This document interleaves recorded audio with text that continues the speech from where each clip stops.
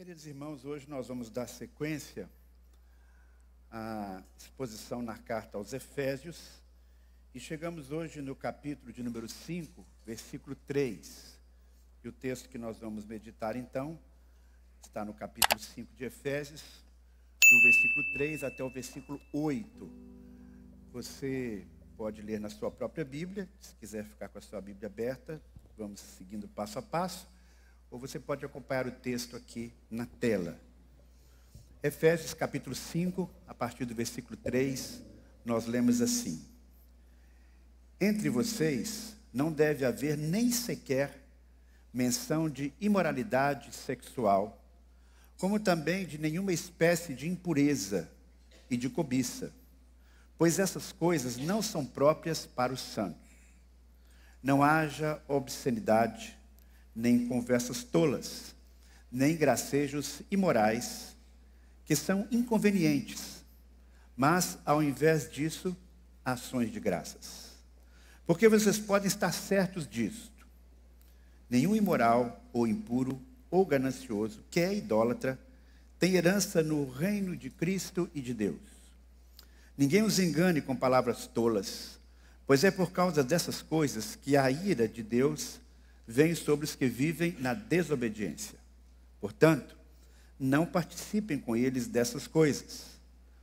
Porque outrora vocês eram trevas, mas agora são luz do Senhor. Vivam como filhos da luz. Amém?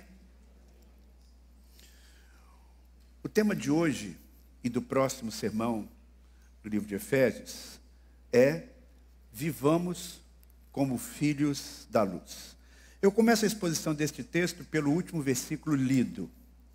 E eu começo por aqui porque Paulo está fundamentando aqui a razão pela qual nós devemos deixar de fazer ou não fazer algumas coisas e fazer outras coisas.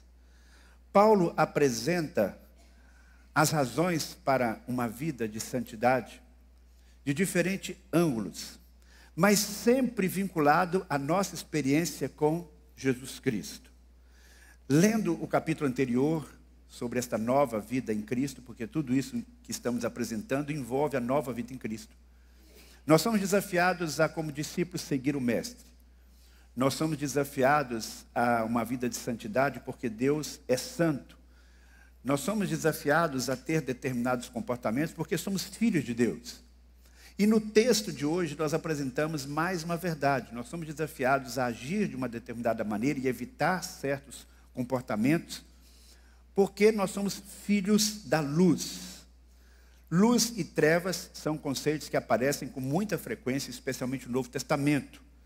Jesus falou sobre isso, Paulo falou sobre isso, especialmente João falou sobre a diferença entre andar na luz e andar nas trevas.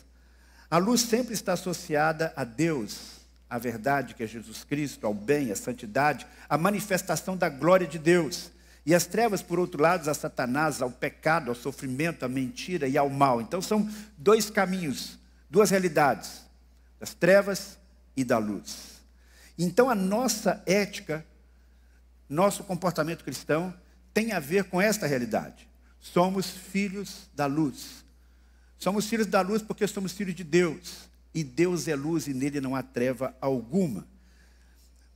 Então a decorrência dessa nossa condição existencial, dessa nossa condição, por assim dizer, ontológica, é o fato de que somos filhos da luz. E esse último versículo que eu li, ele faz essa conexão.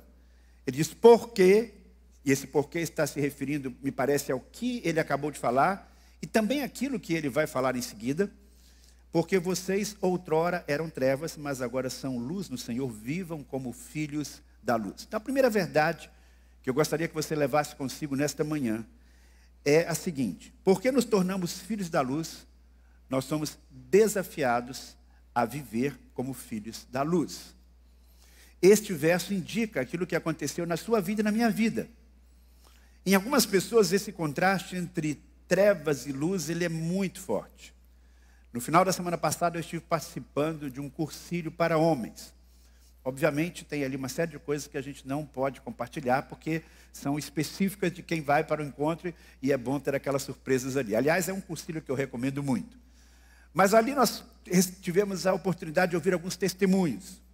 E é impressionante como a vida de algumas pessoas é uma vida que realmente se caracteriza pelo andar nas trevas. E quando acontece isso de uma forma muito contrastante, nós ficamos impactados. Como uma pessoa que andava tão longe do Senhor, envolvidos com tudo isso que nós temos aqui, que descreve uma vida nas trevas, de repente passa por uma experiência de transformação espiritual e começa a andar na luz. Mas mesmo que a sua experiência de conversão não tenha sido algo tão radical, porque você talvez tenha nascido no ambiente da igreja, mas ainda assim todos nós, no sentido espiritual, em um determinado momento, passamos das trevas para a luz.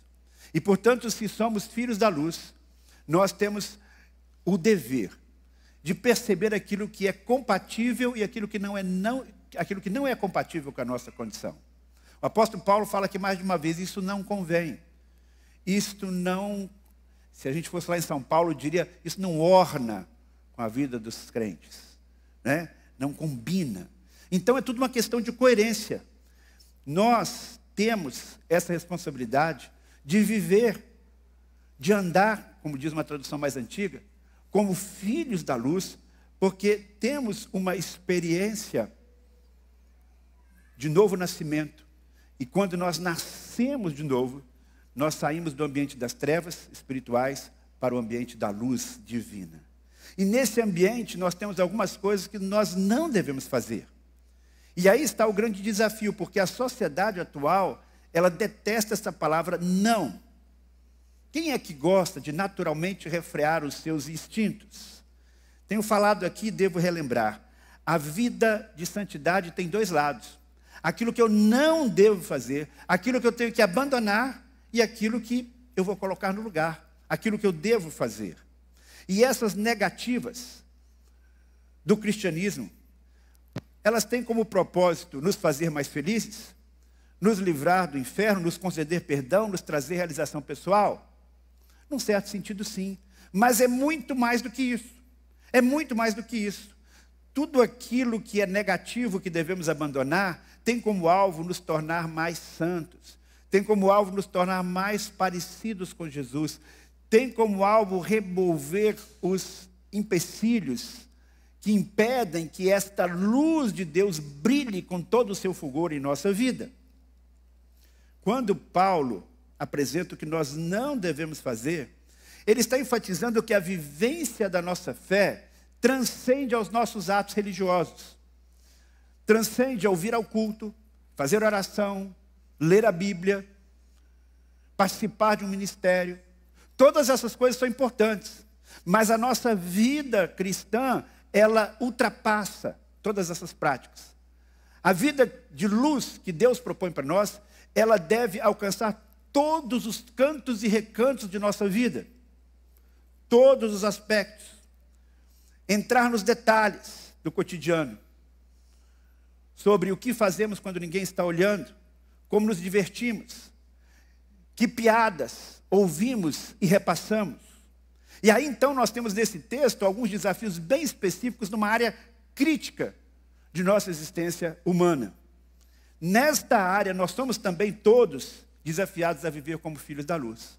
Talvez para algumas pessoas isso não seja tão difícil, pela sua própria formação moral, pela sua condição de vida, talvez até mesmo por sua idade, pelo ambiente onde a pessoa vive. Há alguns de nós que vivem numa espécie de bolha, não estão tendo tanto contato com o dia a dia que, por exemplo, o seu filho enfrenta, que o seu neto enfrenta, que o seu cônjuge enfrenta.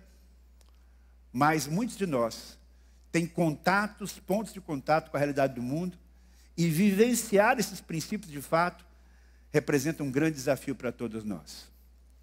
Mas é possível vivenciá-los, lembrando que somos filhos da luz. Como é que vamos viver então como filhos da luz, à luz desse texto? Em primeiro lugar, eliminando as piadas e conversas imorais. Viver como filho da luz tem a ver com essas questões do dia a dia. E a pergunta aqui específica é: como devemos nos expressar acerca da sexualidade. Sexo talvez seja um dos assuntos mais comentados no mundo inteiro. Até os grandes portais de comunicação têm lá uma seção específica só sobre questões sexuais. O texto nos lembra que, entre nós, não deve haver sequer menção de moralidade sexual, como também nenhuma espécie de impureza e de cobiça, pois essas coisas não são próprias para os santos. Não haja obscenidade, nem conversas tolas, nem gracejos imorais, que são inconvenientes, mas ao invés disso, ações de graças. Nos versículos anteriores, nós já vimos que existem alguns outros princípios sobre aquilo que nós devemos falar. Como devemos nos comunicar? Comunicar palavras que edificam, comunicar palavras de perdão, não deixar guardar ressentimento no coração e expressar isso de forma inadequada. Não deve haver entre nós gritarias. Os textos anteriores ali mostram sobre alguns princípios sobre os quais nós falamos aqui na comunicação. Agora, parece que Paulo está lembrando a condição espiritual e social daqueles irmãos, lembrando a vida deles antes de serem cristãos, lembrando a realidade que eles enfrentavam ali naquela cidade portuária, com gente de todo canto do mundo, em um ambiente de promiscuidade. E ele, então, é muito específico. Talvez ele tivesse recebido alguma informação de como é que a coisa estava acontecendo ali na igreja de Éfeso, entre os irmãos, no momento de informalidade.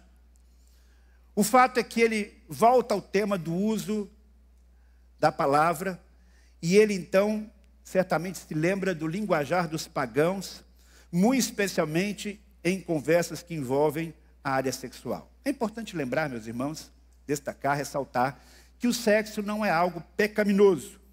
Mas o sexo tem sido deturpado por Satanás. Não apenas quando ele induz pessoas a usarem o seu corpo de forma inadequada dentro dos padrões de Deus, mas acerca do conceito que as pessoas têm de sexo.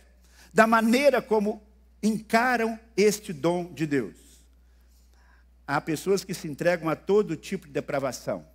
Relacionamento com pessoas do mesmo sexo, zoofilia, pedofilia, sexo grupal e tantas outras práticas semelhantes a esta. Mas, além de tudo isso, talvez de uma maneira aparentemente mais light, o diabo leva as pessoas a terem como principal fonte de humor e de prazer na vida tudo que envolve sexo. E aí na área humorística, são feitos chacotas das frustrações sexuais, das práticas sexuais que envolvem mentiras e brincadeiras sobre o uso inadequado dos órgãos genitais. Pense nos humoristas que fazem sucesso. Quantos deles conseguem fazer sucesso sem fazer piadas de sexo? É muito difícil. Pense nos programas humorísticos. Pense nos talk shows. Quantas piadas de duplo sentido? Quando não algumas brincadeiras e palavras de cunho explicitamente sexual, sem um ambiente de respeito. E o filme de comédias? Já deve ter acontecido com você o que acontece comigo. De repente, estou querendo relaxar, quero ver um filme de comédia. Me parece que aquele filme ali é interessante, coloco. 10, 15 minutos depois eu já tenho que mudar o filme, porque eu percebo pelo andar da carruagem que não é uma linguagem adequada. As piadas, para mim, são sem graças. E usando e abusando de piadas e situações com conotação sexual. Que dizer dos programas de humor? Grande parte deles tem, tanto no passado como hoje, o enfoque em depreciar as pessoas nesta área, depreciando as prostitutas, os homossexuais e outros grupos sexuais, sempre com enfoque sexual. Mas há pessoas que pecam nessa área, não apenas porque gostam e têm prazer nesse tipo de piadas, mas porque eles se orgulham de práticas que a Bíblia chama de pecado. Especialmente num ambiente não cristão, uma pessoa se gaba do número de pessoas que beijou numa festa, quantas mulheres levou para a cama, se é uma mulher se já saiu com seu chefe, se é um chefe se já saiu com a secretária, e conta isso para os outros, e conta isso como uma grande vantagem. Aquilo que deveria ser algo apenas para ser tratado pelo próprio casal, quando muito numa situação de necessidade, com a ajuda de um sacerdote, ou de um terapeuta sexual, ou de um médico, muitas vezes isso é jogado aí na internet como se fosse a coisa mais normal do mundo. quantas situações de vida sexual de pessoas famosas. Nós temos todo dia a exposição, sem nem perguntar por isso, sem nem pedir por isso. Você abre aí qualquer portal, tem notícia de quantas vezes fulano transou com cicrano e por aí vai. Esse é um dos mais sérios problemas do nosso dias. Pessoas compartilhando a sua intimidade, histórias verdadeiras ou falsas, que visam tão somente promover o erotismo, levar a pessoa à prostituição, levar a população a pensar, puxa vida, a minha vida nessa área é horrível, olha só como é que as pessoas estão se divertindo por aí e eu não faço nada.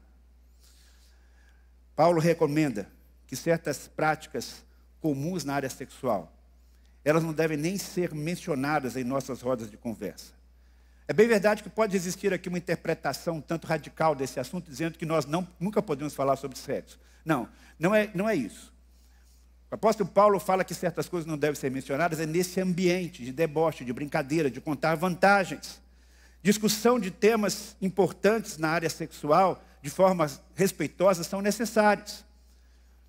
E, felizmente, hoje é diferente de muitos anos atrás, quando certos assuntos no contexto da igreja eram proibidos, eram um tabu. Mas me parece que nesses últimos tempos, nós estamos caindo talvez no erro inverso. Porque não apenas falamos sobre esse assunto, se isso é importante, mas me parece que nem sempre o falamos como deveríamos falar. Às vezes vemos até mesmo palestrantes cristãos indo numa comunicação um tanto perigosa, falando sobre sexo com um certo desdém, ainda que defendendo algumas ideias boas, mas não tendo o devido respeito que é necessário. E há então piadas e brincadeiras que beiram a imoralidade, tão comum em nossa sociedade. Os filhos da luz, então, são desafiados a verem a sexualidade na perspectiva de Deus. Por isso, o apóstolo Paulo recomenda cuidado na maneira quando você se expressa, quando trata deste assunto tão importante. E ele faz aqui um jogo de palavras. Quando ele diz que ao invés de todas essas situações de comunicação inadequada acerca do sexo, nós deveríamos dar ações de graças. Em nossas palavras deveria haver ações de graças. E eu fiquei pensando, por que ele comparou todo esse linguajar inadequado com ações de graças? Penso que, nesse caso específico aqui, é mais do que ação de graças no sentido geral. Quando ele está falando sobre a vida sexual de um cristão, ele está dizendo que isso deve ser motivo de ação de graças dentro do projeto de Deus. Então nós demonstramos uma vida de brilho, nós vivemos como filhos da luz, quando nós conversamos sobre os assuntos sexuais com gratidão. Há no original aí um jogo de palavras. Quando ele está falando sobre gracejos indecentes, é uma palavra só, no grego, é a palavra eutrapelia, que significa gracejos imorais. Mas existe aqui, ações de graças, uma outra palavra, que é eucaristia, que significa o quê? Ações de graças. Então é como se ele dissesse que a graça daquilo que é sarcástico seja substituída pela verdadeira graça do agradecimento. Então, como cristãos, nós podemos e devemos valorizar aquilo que Deus valoriza. Deus colocou o sexo, Deus colocou o instinto sexual em cada um de nós, e no contexto do casamento isso pode ser desenvolvido de uma forma extraordinária. E nós devemos e podemos agradecer a Deus por isso. Deus, que foi quem planejou o sexo como um dos instrumentos de união do casal. Um relacionamento sexual satisfatório no contexto do casamento é um dos maiores presentes que nós podemos desfrutar. E ao falar sobre esse dom divino, nós não precisamos e nem devemos fazer exatamente como os não cristãos. Conversas que edificam, que ensinam como aproveitar bem esta dádiva de Deus dentro desses limites criados por Deus são muito bem-vindos e necessários. Ser grato a Deus por esse dom é muito especial. Me lembro que no dia da minha noite de núpcias, eu e Dora, antes de mais nada, nos ajoelhamos ao lado da nossa cama e oramos agradecendo a Deus por aquele momento. Uma vida de fé, uma vida de espiritualidade não é incompatível com uma vida sexual ativa no contexto do casamento. Sexo não é um assunto profano separado de nossa espiritualidade. Mas isso não significa que temos que contar a nossa intimidade para todo mundo, que temos que buscar conquistas sexuais e se gabar disso. Por quê? Porque todas as vezes que acontece isso, meus irmãos, sempre alguém vai sair sofrendo muito. E o apóstolo Paulo diz aqui que não apenas falar sobre isso é errado, mas também o agir nesta direção é extremamente complicado. Aliás, ele diz, as pessoas que gostam de falar sobre isso, frequentemente podem ser enquadradas nesta categoria que vem a seguir. Vocês podem estar certos disso. Nenhum imoral ou impuro ou ganancioso que é idólatra tem herança no reino de Cristo e de Deus. Paulo está lembrando aqui acerca do juízo de Deus. O juízo divino sobre práticas sexuais pecaminosas. Ou seja, quem se deixa dominar por isso, quem vive preso a isso, e não quer se arrepender, e não quer mudar de vida, estará sob o juízo de Deus. Porque cada um de nós, em determinados momentos, pode falhar e vai falhar. Nenhum de nós é tão santo que nunca vai se influenciar pelas coisas do mundo nesta área sexual. E eu diria especialmente os homens, que somos mais vulneráveis nesta área. Mas uma coisa é você reconhecer algo como pecaminoso e lutar e orar e buscar a força em Deus. É não se acomodar. Outra coisa é você viver preso a isso sem achar que isso é errado. Achar que isso é normal. Achar que a vida é assim mesmo. E aí, quando a pessoa segue nessa direção, ela se coloca sob o juízo de Deus. Ela não vai ter parte no reino de Cristo e de Deus. Porque, de fato, ela não se apropriou plenamente da graça do Senhor. Agora, nós precisamos entender ainda uma outra coisa à luz desse texto. A busca pelo sexo desenfreado é uma forma de idolatria. O texto não diz aí, aquele que é impuro, imoral, ganancioso ou idólatra. O texto diz imoral, impuro, ganancioso, que é idólatra. Então, quando ele liga a palavra idolatria a todos esses comportamentos. Quando eu penso na ganância nesse contexto, talvez esteja se referindo aqui a pessoas que fazem uso do seu próprio corpo para ganhar dinheiro.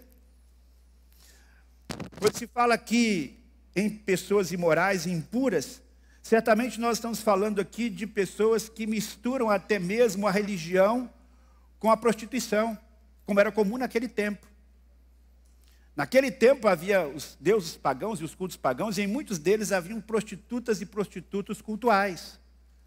Achavam que uma das maneiras de se conectar com Deus era através do sexo. Coisa absurda, mas na verdade pensavam assim.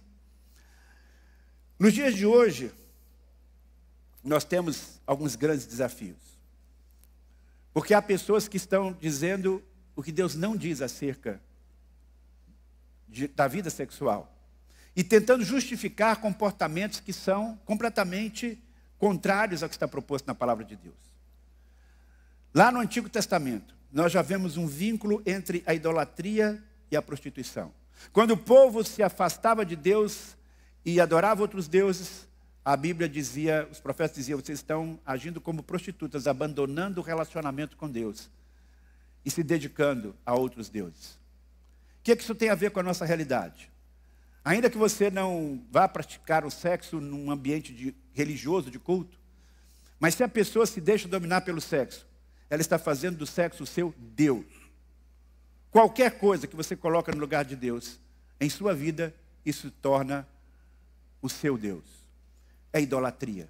Quando uma pessoa é viciada em pornografia, quando uma pessoa é viciada em práticas sexuais erradas, ela está fazendo daquilo o seu Deus.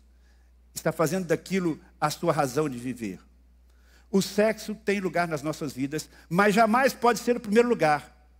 E nem precisamos dele para nos conectar com Deus. Pessoas que se deixam dominar pelos pecados sexuais, porque são a sua própria principal fonte de prazer, que não conseguem controlar os seus impulsos sexuais e o fazem de forma pecaminosa, que não lutam para vencer as tentações nesta área, que acreditam que toda forma de satisfação sexual é lícita, qualquer que seja ela, que desvinculam o sexo do amor e compromisso, não estão aceitando as verdades da palavra de Deus e não poderão herdar o reino dos céus. O problema do sexo sem limites, e o sexo dentro desse contexto que eu acabei de falar, é que esta prática, ela, a médio e longo prazo, sempre vai trazer sofrimento. Sempre. Porque o pecado no início é colorido. O pecado no início não apresenta a sua real faceta. O pecado é prazeroso, porque se não fosse, a pessoa não cometeria pecado. Mas o resultado disso a longo prazo, a médio prazo, é terrível. São casamentos e famílias destruídas.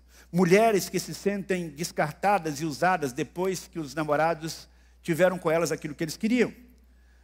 São mulheres que sofrem problemas de autoestima porque são apenas amantes e muitas vezes nem sabem que o seu companheiro é casado. São mulheres que optam pelo aborto porque não veem condições de criar os seus filhos, que nascem num ambiente que não seja do casamento. São crianças que crescem e nascem fora do contexto de uma família, com um pai e uma mãe ao seu lado. Você percebe? A vida sexual está ligada a muitas outras situações de problemas e dores na sociedade. Por isso é que Deus coloca o parâmetro para que este sofrimento não aconteça. E porque isso nos torna semelhantes a Jesus em santidade. Então, se você sente que está indo a ladeira abaixo, que você está correndo riscos, que você está começando a desenvolver hábitos e vícios nesta área, arrependa-se, mude, peça ajuda, abandone tudo, porque você está sendo iludido. Iludido. É o que diz aí o texto. Ninguém os engane com palavras tolas, pois é por causa dessas coisas que a ira de Deus vem sobre os que vivem na desobediência. Portanto, não participem com eles dessas coisas. Então, aquele que é um filho da luz, se quer viver como filho da luz, não deve se deixar influenciar pelas mentiras que levam a participar com outras pessoas dos atos que desagradam a Deus. São muitos os mestres falsos que nós temos em nossos dias. Alguns a gente já sabemos que são falsos, declaradamente, pelo aquilo que ensinam, que está incompatível com a palavra de Deus. Escrevem, gravam vídeos sobre sexualidade, mas não tem como base os princípios da palavra de Deus. São mestres falsos que estão sobre a condenação de Deus porque eles estão ensinando aquilo que está contrário às Escrituras. Mas pior ainda é a situação de quem usa a Sagrada Escritura para justificar comportamentos e atitudes contrárias ao que está revelado na palavra de Deus. Eles não conseguem, muitas vezes, lutar e vencer os seus próprios pecados nesta área. E ao invés de pedirem a ajuda do Espírito Santo e abandonarem o pecado e lutarem, eles preferem torcer o que diz a palavra de Deus. E aí nós temos então mestres que usam a própria Bíblia para colocar na Bíblia o que não está nela. Falsos mestres, mesmo os religiosos, que desencaminham os filhos da luz e os conduzem para os caminhos da desobediência. O juízo de Deus pode não vir imediatamente, mas um dia virá a todos os que levam outros para esses caminhos. Como eu disse, esses mestres agem assim, porque são vítimas dos seus próprios pecados e das suas fraquezas. E eles então ficam procurando justificativas bíblicas para os seus pecados. Continuam pecando, justificando os seus pecados, e não se contentam em apenas dar o seu testemunho. Eles convidam outros para comunidades que são livres, para comunidades que são acolhedoras, para comunidades que são amorosas. E dizem que aqueles que não seguem esse mesmo caminho, os outros cristãos, que são preconceituosos, mente fechadas. Palavras tolas são essas palavras, é o que diz o texto sagrado. Palavras que conduzem outros ao juízo divino. Então, não siga a onda, não os acompanhe, não participe do que eles fazem de errado. Quando você vive num ambiente de não cristãos, é muito fácil, é muito grande a pressão para que você não apenas faça o que é errado, mas para que você acredite que o errado é certo. E quando você começa a acreditar que o errado é o certo, você já perdeu a primeira parte da batalha. Porque uma coisa é você dizer assim, eu estou fazendo isso e eu sei que é errado. Outra coisa é você fazer uma coisa errada e dizer, não, mas eu acho que isso é certo, porque a Bíblia, e aí vem uma interpretação distorcida da palavra de Deus. Uma interpretação que foge à interpretação de milhares de cristãos há 2000 anos. Você conhece pastores, influenciadores, palestrantes, que estão ensinando que o sexo pode ser desfrutado de qualquer modo? Como você reage a esses ensinamentos? Você se sente pressionado a praticar o sexo livre com qualquer pessoa, sem nenhuma restrição? Volte-se para Deus. Não se deixe enganar. E afaste-se dos que querem conduzir você por esses caminhos. Como é que estamos vivendo como filhos da luz? Nós demonstramos que somos filhos da luz nas piadas que contamos? Sim, porque nós podemos sorrir, tem muita coisa engraçada no mundo. Há um sorriso legítimo. Eu me lembro que quando eu era criança, a gente saía muitas vezes em grupo, até para fazer uma viagem missionária, sentado ali na carroceria de uma picape. E o nosso prazer era ir contando piadas. Mas não haviam piadas imorais. E a gente se divertia muito. Porque não é preciso que você use desse artifício para ser uma pessoa engraçada, para promover um ambiente de bom humor. Como é que tratamos o sexo? Respeitosamente? Entendemos que ele não é algo à parte na nossa vida de santidade? A luz de Cristo brilha em nós, tanto nas práticas sexuais, quanto nas conversas que temos sobre este assunto? Agimos como filhos da luz ou como filhos desobedientes? Lembremos, somos filhos da luz, que esta luz possa brilhar também nesta área tão vital de nossas vidas. Que não tenhamos do que nos envergonhar, que aquilo que nós falamos numas rodinhas apenas de homens ou apenas de mulheres, seja algo que a gente pode falar na frente de qualquer pessoa, na frente dos nossos filhos, sem nenhum constrangimento. Que os outros vejam em nós a luz divina e glorifiquem ao nosso Pai que está nos céus. Afinal, somos filhos da luz. Que Deus nos abençoe. Amém. Vamos orar? Querido Pai do céu, Tua palavra nos desafia de uma forma muito clara e específica nesta manhã.